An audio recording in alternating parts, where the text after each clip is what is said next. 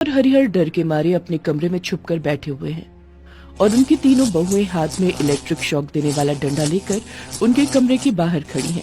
बाहर निकल बुढ़े, बाहर निकल जल्दी से, अगर पकड़ लिया ना तो खाल उधेड़ दूंगी। कौशल्या और हरिहर बहुत डरे हुए हैं। वो दोनों अपने कमरे में बिस्तर के नीचे चुपचाप सोए हुए हैं। कौशल्या हरिहर से धीमी आवाज में कहती है,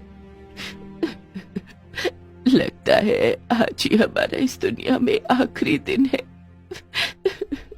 कौशल्या, मैं बाहर चला जाता हूँ, उन्हें मुझे मारने दो, तुम तो बच जाओगी। नहीं नहीं, ऐसा मत कीजिए, आपके बिना मैं रह नहीं सकती। अगर मरना है तो दोनों एक साथ मरेंगे। इतने में उनकी मंझली बहू सुमित्रा की आवाज आई, आज तो तुम दोनों को ना शमशान भेज कर ही रहेंगे हम तीनों। हमसे होशियारी, चमाट मार मार के चाइना भेज देंगे बुढ़े, दम है तो सामने आ। तीनों बहुएं अपने सास ससुर को मारने पर तुली हुई हैं। कौशल्या और हरिहर ने कितने ख्वाब देखे थे, क्या क्या सपने सजाए थे। कौशल्या के 3 बेटे हैं। हरिहर ने बहुत मेहनत करके तीनों को बड़ा किया था। तीनों को शहर के अच्छे कॉलेज में भी भेजा था। देखना कौशल्या, हमारे तीनों बेटे शहर से पढ़ लिख कर आएंगे और गांव वालों की सेवा करेंगे। हाँ जरूर, आखिरकार हमारे बेटे जो हैं, उसके बाद उन तीनों की शादी होगी। हाँ, अच्छे घर की सुशील सुंदर लड़कियों के साथ हम उन तीनों की शादी करवाएंगे। लेकिन उनके बेटे शहर में अलग ही गुल खिला रहे थे। वो तीनों नशे की दुनिया में खो गए थे और हर रात को नाइट क्लब में जाकर मस्ती करने लग गए थे। अरे, शहर में तो रात को ही मस्ती की जाती है, हमारे गांव में ये सब कहाँ है?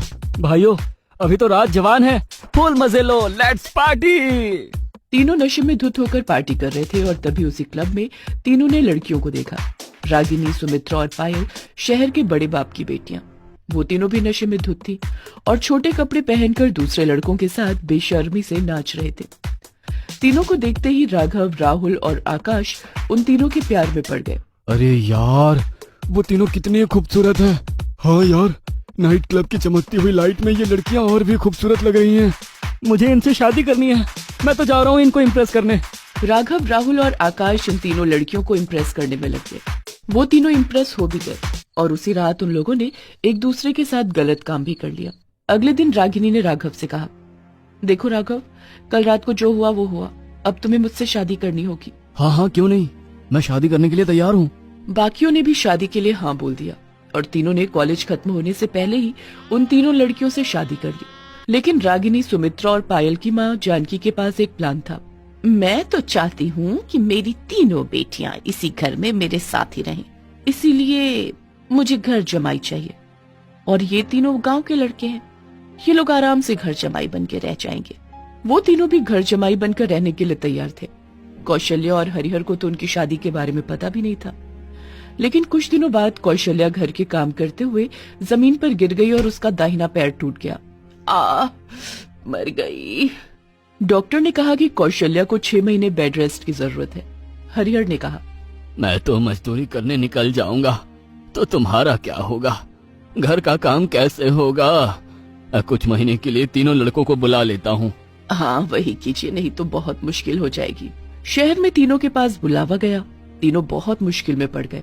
पायल ने कहा, मैं नहीं जाने वाली उस गाँव में। लेकिन तुम तीनों के बिना हम तीनों कैसे जा सकते हैं? बहुत सोच विचार के बाद तीनों लड़कियां कुछ दिनों के लिए गांव जाने के लिए तैयार हो गई। कौशल्या के तीनों बेटे अपनी बहुओं के साथ गांव आए। ये देखकर गांव वालों की आंखें खुली की खुली रह गई। अरे, हरिहर के बेटों ने शहर की मेम से शादी कर ली और अपने माता पिता से कुछ कहा तक नहीं। शहर की मोह माया है भाई साहब, ये तीनों तो अपने माता पिता की इज्जत करना ही भूल गए। उस तरफ कौशल्या और हरिहर भी दुखी हो गए। बेटा, शादी कर लिया और हमसे पूछा तक नहीं, बहुत जल्दबाजी में हुआ सब कुछ, बोलने का मौका ही नहीं मिला। राजीव, राहुल और आकाश फंस गए। एक तरफ उनके माता पिता और एक तरफ उनकी बीवियां। गांव आते ही उनकी बीवियां बात बात पर मुंह बनाने लग गई। ये कोई घर हुआ? कितना छोटा घर है, हम यहाँ पर रहेंगे कैसे? बस कुछ ही दिनों की बात है रागिनी, थोड़ा मैनेज कर लो ना। रागिनी, सुमित्रा और पायल ने किसी भी तरह पहली रात बिता दी। कौशल्या ने अपने मन में सोचा, अब लड़कों ने शादी कर ही ली है, अब क्या ही कर सकते हैं। अगले दिन हरिहर काम पर निकल गया। तीनों लड़के गांव में अपने दोस्तों के साथ घूमने निकल गए। कौशल्या ने बहुओं को बुलाया।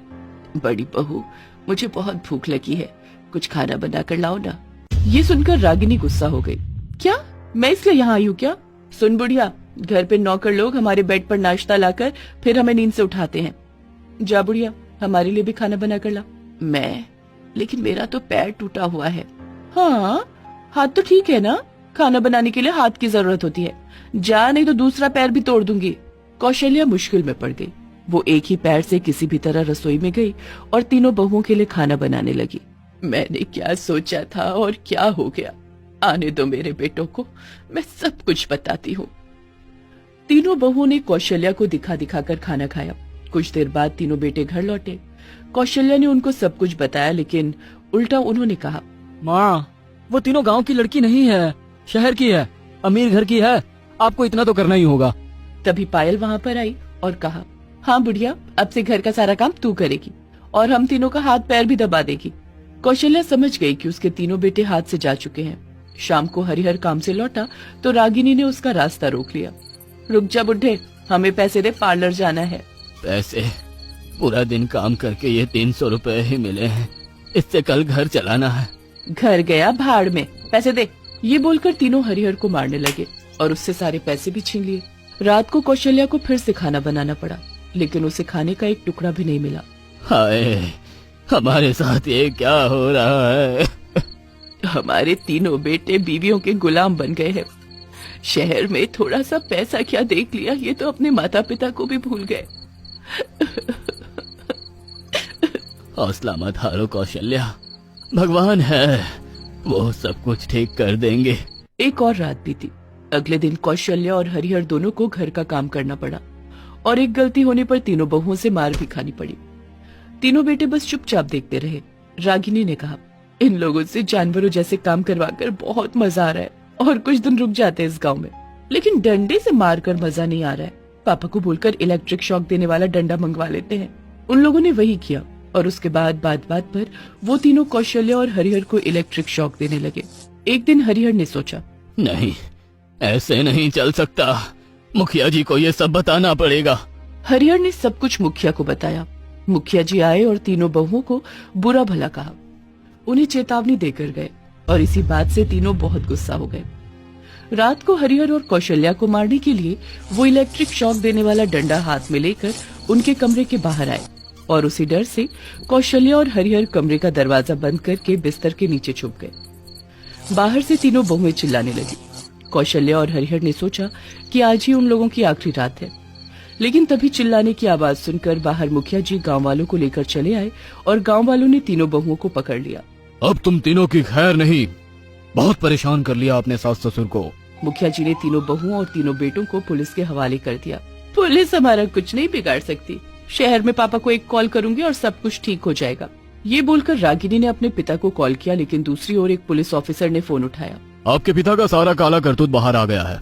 विदेश में गैर कानूनी सामान बेचकर पैसे कमाते थे ना वो, अब सब कुछ पुलिस के हवाले है। घर गाड़ी सब कुछ हम जब्त कर चुके हैं। ये सुनकर रागिनी, सुमित्रा और पायल रोने लगे। उन लोगों के सामने अंधेरा छा गया। शहर में उन लोगों का कुछ भी नहीं रहा और फिर वो तीनों कौशल्या और हरिहर से माफी मांगने लगे। तीनों बेटों ने भी माफी मांगी। कौशल्या और हरिहर ने उन लोगों को माफ कर दिया और फिर सभी एक साथ गांव में ही बस